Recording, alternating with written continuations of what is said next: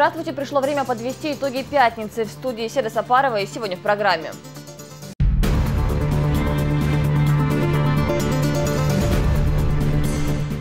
Свобода слова или право на вседозволенность? Это непрофессионализм наших коллег. Просто была провокация, неуважительное отношение. Карикатурная провокация французских журналистов вызывает возмущение общественности. Мутаалим на татами.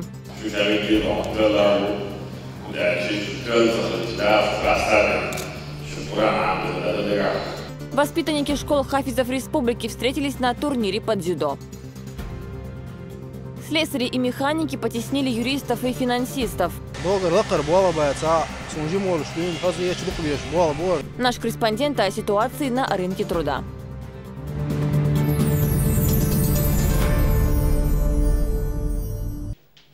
Призыв Муэдзина оповещает время молитвы, и верующие направляются в мечети. На протяжении многих веков каждую пятницу мусульмане собираются в едином джамаате, чтобы восхвалять имя Всевышнего и просить его о милости.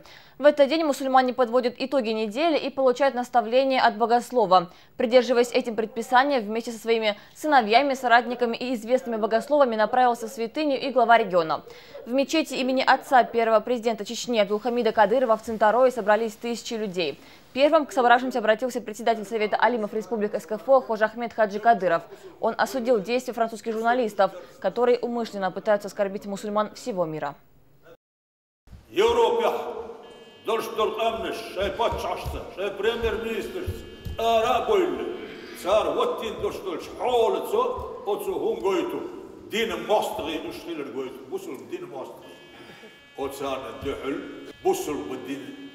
دين مرشو خلر مرش دين خلر ويتحنيتي دو خيديش دوتش سو بوسل بو بوهل دو يقيق وديزل سو بوسل بو بوهل دو يقيق وديزل متتا ليلرتا مصو بوقت كوبتا حوصل إقصدي تجبتنا خوز عزر بيه تراجيوت شخيل دوش دولت الظلم يخلي دور شيء الظلم ده لا دقونا خبير شيء خيل دور شتول الجورنال خير مليون تيراج دي حقنا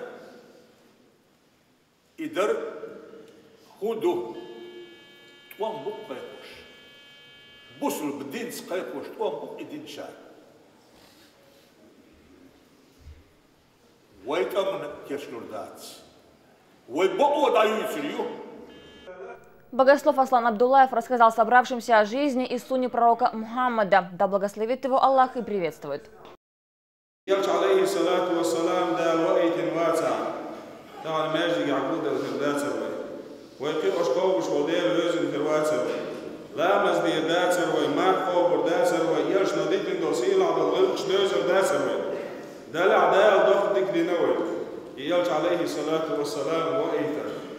أما يلجن عليه الصلاة والسلام دنيا جعولش يدعوه لشيء دائما يرزام لشكاح يلج سيسز وغيرش يلج يشنش وغيرش يلجن خلوه يغيرش دائما ناخذ كل أبوه دائما بولش بوه أما إن أحسننا يلج يلجن دائما دول دين لردش ناخذ باقيتنا الديوس على يلج ديوس بو قدون الجه بيه باش سريش والقوة هو وغيرجا أو دنيا جا بيه باش سريش دين عقلجا يلجا الحق عقلجا قرآن الحق عقلجا هما قاع بيه باش سريش واستقى لا يلشوا لا يشم رائحة الجنة يلصم الحشك يتريات سون ده بيه باش دوش كانوا يشوفونا وزيسكوا الأجداد دنيا نحن يلش بيشيا دمويلوي يبيزر بحن دوش تان دوش إيمتينا سون تان حوتو تاتو لوخا تان ودوي. Выслушав проповедь имама, верующие готовятся к совершению джума намаза, о начале которого оповещает икамет.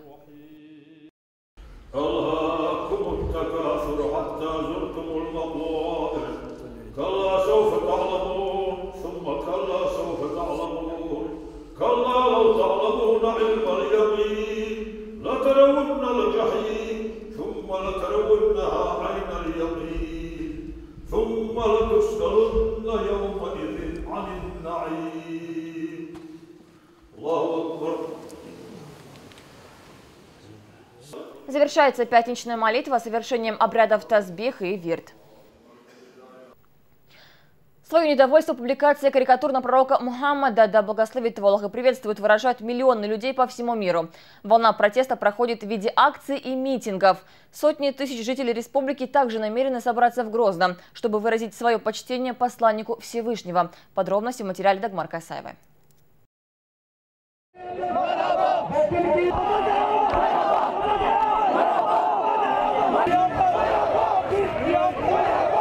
Миллионы мусульман по всему миру вышли на улицы, чтобы выразить протест против публикации карикатур на пророка Мухаммада, да благословит его Аллах и приветствует. В разных странах синхронно выступают против провокационной деятельности Шарли Эбдо, не имеющей ничего общего с журналистикой. Свобода слова Франции, позволяющая глумиться над религией, оскорбила чувства 1,5 миллиарда верующих. Если вы позволяете себе под этим ликом свободы, слоганом оскорблять чувств сотен, миллионов и миллиарда человек, то вы автоматически нарушаете права этих людей, право на чувства, право веры. Значит, вы экстремист. У вас крайние взгляды. Публикации на пророка, да благословит его Аллах и приветствует, стали продолжением экстремистской деятельности французских журналистов. Эксперты говорят, что действия газетчиков и тех, кто стоит за ними, это заговор против нравственности. Страна, в которой официально разрешены однополые браки, еще раз доказала, что моральные ценности чужды свободной демократической Франции. Если другие конфессии в мире теряют своих адептов, то единственная религия, которая развивается сегодня, это ислам. Несмотря ни на что. Я не думаю, что эти люди так ненавидят Мухаммада, что они так ненавидят религию. Нет. На чем можно сделать себе имидж? На чем можно сделать себе деньги или популярность? На горячем, на грани. Вот на грани. Вот они решили на это пойти. Они не смогли состояться как журналисты. Один из древнейших видов рисунка, карикатура во все времена отображала проблемы общества и служила методом самоутверждения над обидчиком. По всей вероятности, главный враг и притеснитель для Шарли Эбдо – это пророк, да благословит его Аллах и приветствует, и последователи ислама, которых пытаются опорочить французские журналисты. И это при том, что изображать, писать портреты пророка, да благословит его Аллах и приветствует, непозволительно с точки зрения ислама. Извиняться, похоже, авторы провокаций и не собираются перед мусульманами. Пример другого отношения – история с шаржем на сына бывшего президента Франции Николя Саркози Жана. После выхода в свет карикатуры на сына политика, пожелавшего поменять веру ради удачного брака, главный редактор издания уволил карикатуриста, обвинив его в антисемитизме. По всей видимости, оскорблять пророка, да благословит его Аллах и приветствует, и всю его общину, для французов не является проявлением национальной нетерпимости. Ислам, конечно, в последнее время стал гонимым, оно становится в глазах, в устах, к сожалению, наших коллег, бранным словом становится. Это была лишний раз попытка спровоцировать, я думаю, что не больше и не меньше, спровоцировать.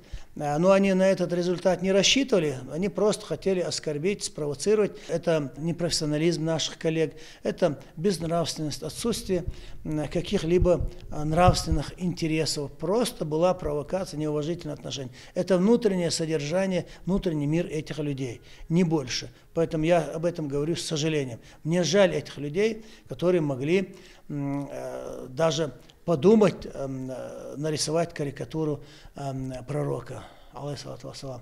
Есть ощущение, что это какая-то очень хорошо спланированная провокация, цель которой натравить друг на друга народы, конфессии. И здесь нужно, конечно, политическая воля руководителей, особенно европейских стран. Во-первых, конечно, не допустить самосуда, не допустить убийства людей, а во-вторых, я думаю, также важно не допустить вот такое вот циничное оскорбление чувств верующих, которое сейчас происходит во Франции. Фраза «Я Шарли» стала лозунгом акции в поддержку жертв теракта в редакции Шарли Эбдо. На марш в Париже вышли даже главы различных государств. Исламский мир приветствует единодушное осуждение терроризма, однако задается вопросом, почему лидеры мировых держав осуждают только преступления, совершенные в отдельно взятой Пятой Республике, и дают свой ответ всем тем, кто сегодня громко заявляет, что он Шарли. Я считаю, что зло порождает зло. Таковы уж реалии современного мира. И я не Шарли. Не потому, что убитых сотрудников издания сейчас называют жертвами терроризма. Я не Шарли, потому что я не источник свершившегося в данном случае терроризма. Я работаю в журналистике, не оскорбляющей чувства верующих, к какой религии они бы ни относились. Я работаю в журналистике, не играющей на гибели своих же коллег ради пиара и повышения тиражей. Я не Шарли, я другой СМИ, для которого жертвы терроризма — это жертвы Беслана, Донецка и Славянска. Их имена святы для нас и свободны от всякого рода спекуляций. Непонятным остается и то, почему политики не возглавили марши протеста в связи с гибелью сотен тысяч афганцев, сирийцев, египтян, ливийцев, йеменцев, иракцев. Молчали, когда в Грозном взорвали дом правительства, трибуны стадиона и погибли всенародно избранный президент Ахмад Хаджи Кадыров и его соратники, когда захватили школу в Беслане и заложников на Дубровке, когда в декабре захватили Дом печати и школу в Грозном. Я против экстремизма в любом его проявлении, тем более, когда это связано с убийством людей. Но ситуация, которая сейчас происходит в Европе, на мой взгляд, характеризует абсолютно точно политику двойных стандартов. То есть то, что осуждается в Европе, абсолютно никоим образом не обсуждается в России. Я считаю, что стандарт должен быть в данной ситуации один, что терроризм должен быть осужден везде. До событий последних дней Шарли Эбдо был малоизвестным изданием, которое находилось на грани банкротства. Скромный тираж в 60 тысяч экземпляров уходил плохо. Одним словом, газеты не зачитывались. А дальше кому война, кому мать родная. После теракта дела пошли в гору. Тираж подняли до 3 миллионов, а после того, как французы выстроились в очередь за сомнительными карикатурами, тираж увеличили до 5 миллионов экземпляров. Первый же день принес прибыль в 10 миллионов евро. Вполне приличная сумма для борцов за свободу слова без границ. Как они заработаны, для Шарли совсем не важно. Когда совесть спит, деньги не пахнут. Это просто пиар-реклама, и люди на этом наживаются, делают деньги элементарно. Журнал, копеечный журнал, который стоил там какие-то мизерную сумму, когда его цены вырастают до 200, до 300 долларов, и тираж вырастает в сотни раз, это ненормально. Просто на этом делают деньги. И мне кажется, гибель этих журналистов, так называемых, она уже никого не интересует. Тут совсем другие, далеко идущие политические игры. На мой взгляд, совершенно очевидно, что это провокация. И главное не идти на поводу у этих провокаторов. Я прекрасно понимаю чувства соотечественников мусульман. На Северном Кавказе существуют вековые традиции мирного проживания разных народов. Эту модель мирного соседства мы и сегодня готовы предъявить. И даже Европа может у нас поучиться.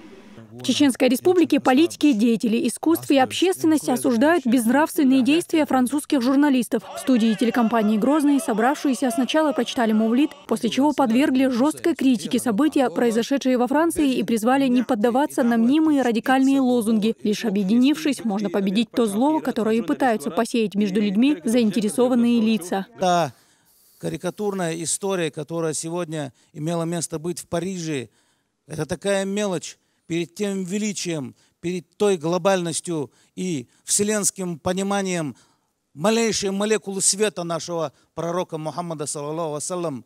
Это величайший акт языческого улюлюканья, это величайший акт вандализма. Жители республики в понедельник, 19 января, решили провести народную манифестацию. Поддержать любимого пророка, да благословит его Аллах и приветствует, на улице столицы выйдут более 500 тысяч человек. Выразить свое отношение к происходящему – долг каждого мусульманина. Дагмара Касаева, Муслим Типаев и Дани Хавхаров. Новости.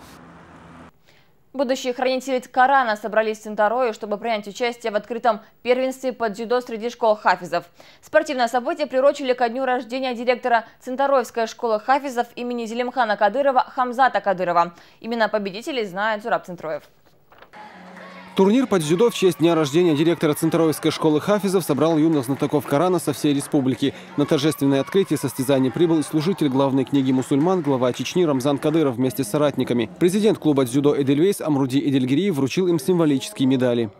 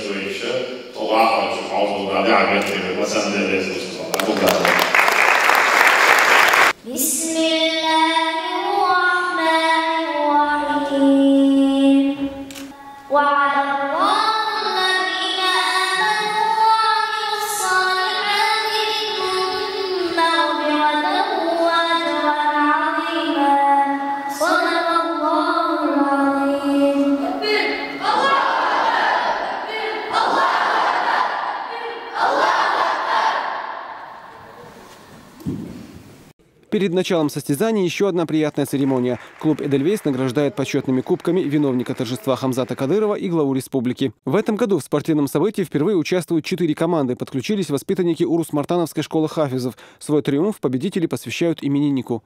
Хамзат день рождения. Первый метик я кам подарил.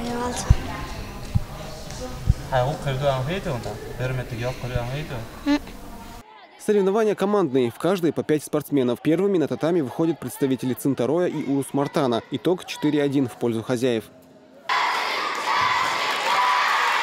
Здесь нету проигравших, здесь все выигрышные.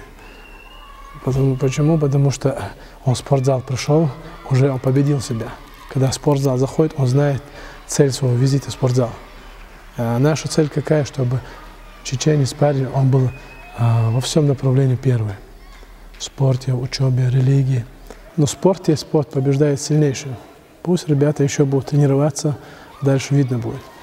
Поборолись за лидерство также хафизы из Грозного и Гудермеса. Последние встретились в финале с командой Цинтарой. Между схватками проходят поединки в отдельной номинации среди самых юных знатоков Корана. В ней встретились сыновья главы республики Ахмад и Али. Первый одерживает победу со счетом 7-0. Адам Кадыров тем временем борется с воспитанником Цинтароевской школы хафизов Саламом Хункарбиевым. Адам оказался подготовлен лучше. Об этом свидетельствует и финальная схватка между братьями Адамом и Ахмадом.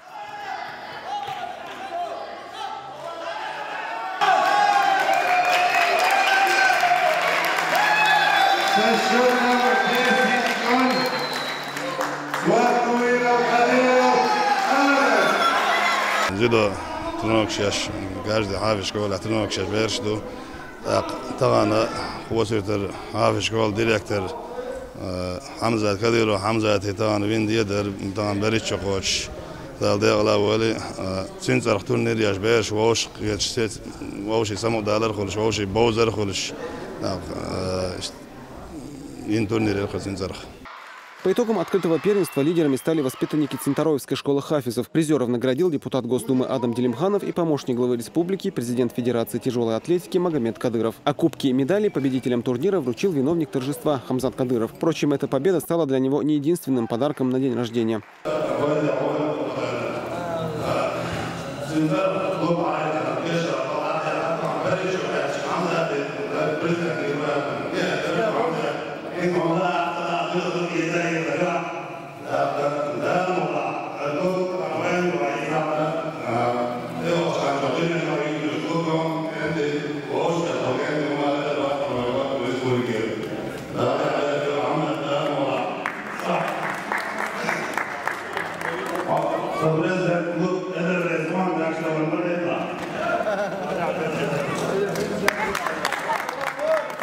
Кульминацией спортивного праздника стала совместная фотография с Рамзаном Кадыровым. Зураб Центроев, Алхазур Керимов и Адам Чекуев. Новости.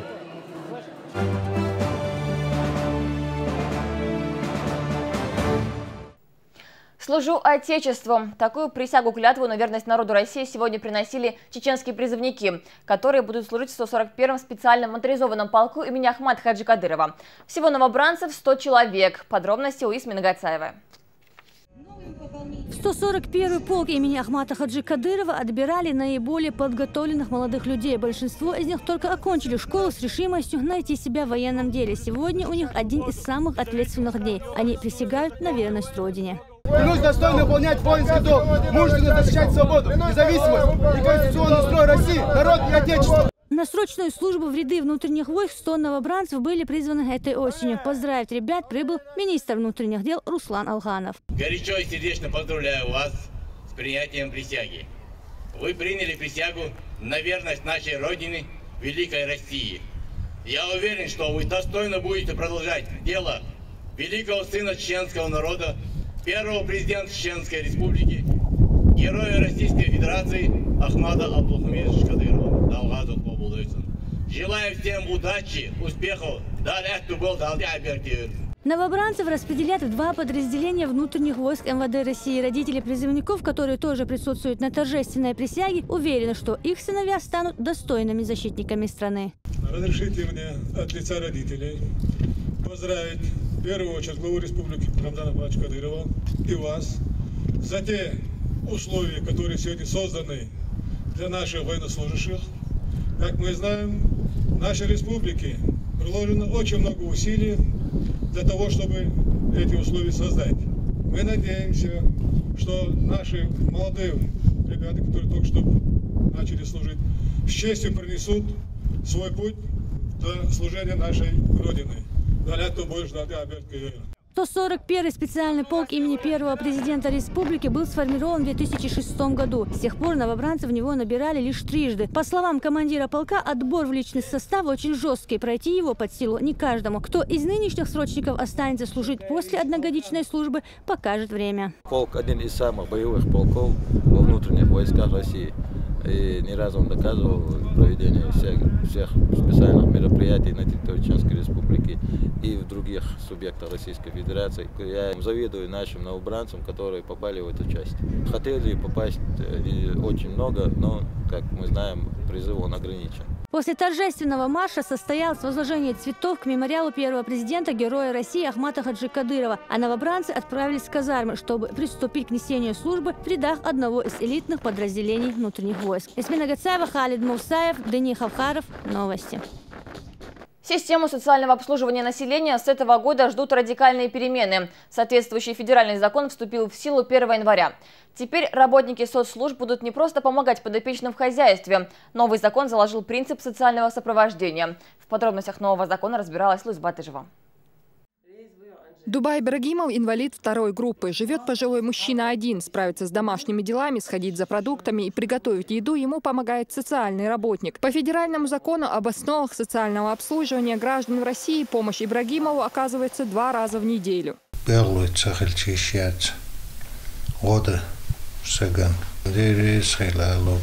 Спектр социальных услуг для населения широк. Это надомные услуги, медицинские, психологическая и материальная помощь. С этого года россияне будут получать поддержку по индивидуальному плану. Специальная комиссия изучит каждую конкретную ситуацию и определит, кто в какой помощи нуждается. Всего в регионе более 15 тысяч людей, получающих соцподдержку.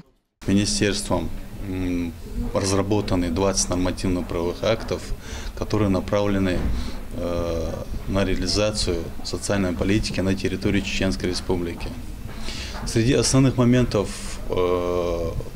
442 федерального закона я бы хотел отметить еще такой момент, что он открывает большие возможности для участия частного сектора в предоставлении социальных услуг, скажем, в государственном секторе социального обслуживания. Это тоже, в свою очередь, способствует привлечению негосударственных и коммерческих организаций в систему социального обслуживания нашей республики. С этого года право на получение помощи от социальных работников получит более широкий круг россиян. Она будет оказываться всем, кто попал в трудную жизненную ситуацию. Однако навязываться соцслужбы не будут. Они придут на помощь к тем, кто сам об этом попросит, написав заявление в органы соцзащиты. Мы полностью будем документацию свою менять. Основным нашим документом, которые раньше нам предоставляли подопечные, я знаю, что все будут предоставлять еще справку о доходе. Это, допустим, сколько он пенсию получает, мы уже должны будем знать. И раньше мы могли, даже не учитывая его размер, инвалида брать. Бесплатно будут помогать несовершеннолетним детям, тем, кто пострадал в результате чрезвычайных ситуаций или вооруженных конфликтов. Луиза Батыжева, Стаймир Хаджиев, Дауд Куруев. Новости. Нужные работники, столяры и плотники. Стихи Владимира Маяковского спустя десятилетия актуальны и сегодня. Рынок труда испытывает острую нехватку дипломированных специалистов среднего звена. А выпускники вуза долго ищут работу и чаще всего трудятся не по специальности. Почему так происходит, выяснял наш корреспондент.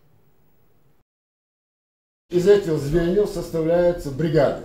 В бригаде сколько может быть человек? День Мансура Эдиева начинается с занятий в техникуме. Он студент 3-го курса, будущий квалифицированный сварщик. Однако учеба никак не мешает парню работать. После пар Мансур спешит в сварочный цех, где трудится уже несколько месяцев. Мансур пошел учиться после 11 класса, чтобы и времени не терять, и профессию важную получить. Он уверен, в эпоху большой стройки с такой специальностью не пропадешь.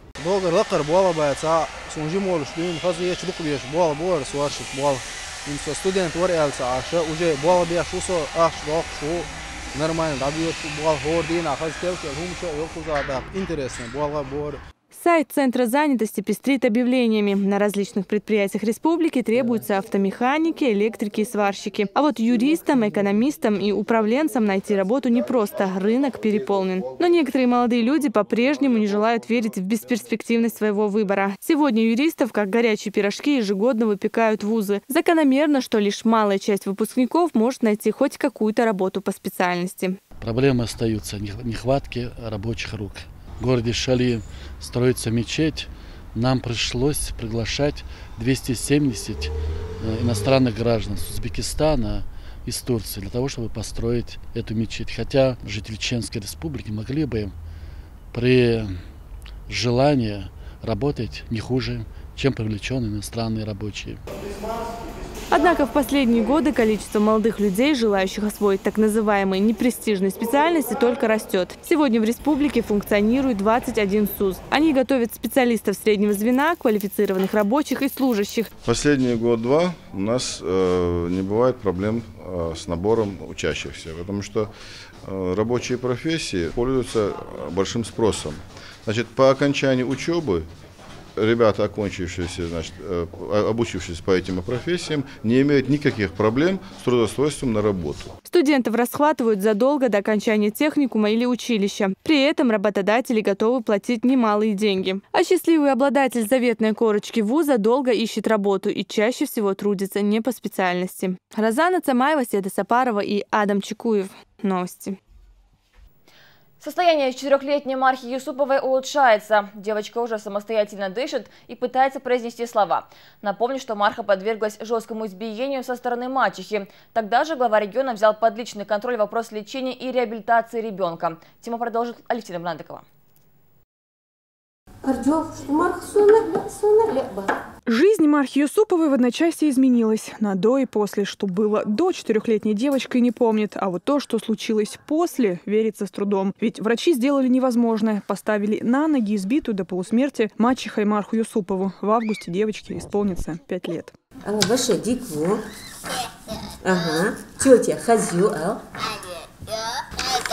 Сегодня девочка дышит, да и пытается произнести некоторые слова благодаря трубке в трахее. На днях московские врачи должны провести еще одну плановую операцию по ее удалению. Теперь уже в Московском областном научно-исследовательском институте. Первый этап реабилитации ребенка проходил в ноябре прошлого года. Тогда под руководством доктора Арашали в ней неотложной детской хирургии и реабилитации Мархи Юсуповой сделали операцию по удалению костных обломков.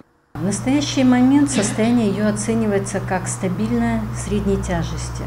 Ну, конечно, она не настолько здорова, чтобы могла сама себя обслуживать, но, тем не менее, по сравнению с тем, что было, очень большой разрыв чувствуется в положительную сторону, чувствуется хорошая динамика, и мы очень надеемся, что после всех этапов восстановительного лечения Марха станет здоровым, полноценным ребенком. От Мархи сегодня не отходят не только врачи детского реабилитационного центра, но и, конечно же, мама. Именно это слово девочка произнесла первым после проведенных операций. Сегодня она с удовольствием общается с окружающими и смотрит детские мультики. Как и любой девочке, нравится играть в куклы. А вот ее любимая игрушка – медвежонок. Какие слова она уже знает? Мама, привет, дай. Какое у вас, может быть, самое главное желание и такая самая большая мечта? Мечта? Марха на ногах ходит, и здоровая. В результате нанесенных мачехой Мариной Байсултановой травм у девочки есть проблемы с опорно-двигательным аппаратом. Плохо развиты правая рука и нога. Но врачи заверяют, нужно время, чтобы развить необходимые навыки. Здесь с ней занимаются психологи, воспитатели. Она проходит здесь курс ЛФК и массажа. Готовится девочка к повторной операции в Москве. Суд Октябрьского района столицы в октябре прошлого года вынес решение по делу об избиении Мархи Юсуповой. Марине Байсултановой дали 9 лет и 2 месяца исправительной колонии общего режима. Все время судьбой девочки интересовался глава республики. По поручению Рамзана Кадырова маленькую Марху консультировали лучшие врачи. Финансирование всего процесса лечения и реабилитации ребенка осуществляется региональным общественным фондом имени Кадырова. О том, какова судьба девочки, глава рассказывает на своей странице в Инстаграм. 2015 год не стал исключением. Дорогие друзья! Хочу обрадовать всех, кто следит за судьбой маленькой Мархи Юсуповой. Она находилась в Московском научно-исследовательском институте неотложной детской хирургии и травматологии при Российской академии медицинских наук, директором которого является известный доктор, профессор Леонид Рошаль. Марха проходила очередной этап операции по скрытию дефекта черепа. Все прошло успешно. Впереди у Мархи Юсуповой длительный период реабилитации. Приходится практически с нуля познавать этот мир. С каждым своим шагом она приближается к своей самой главной мечте – быть здоровой. О чем еще могут мечтать родные малышки, которые пришлось пережить то, что и забыть, кажется, невозможно. Алевтина Банадыкова, Хаважа Мунаев, Абубакар Абазов. Новости. На этом все. Я желаю вам удачи и отличных выходных вместе с телеканалом «Грозный».